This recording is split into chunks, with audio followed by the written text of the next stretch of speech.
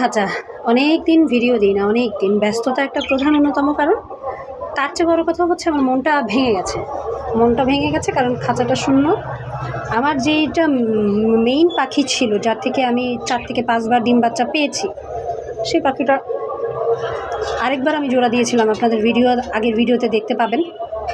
আমার যে কাজের সাহায্যকারী যে খালা আছেন, যে আপা আছেন, উনি খাবার দিয়েছিলেন। আমি চাকরির সুবাদে আসলে এখন আর থাকতে পারি না ঘরে সকাল থেকে, তো উনি খাবার দিয়েছিলেন সম্ভবত মনের ভুলে। উনি এই জায়গাটার প্রবলেমের কারণে আমার অনেক পাখি উড়ে গেছে, অনেক।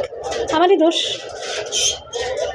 আমার জানালায় বারান্দায় যেহেতু কোনো জাল নেই, কারণ আমি প্রফেশনালি পাখি পালি না, শখের বশে পালি।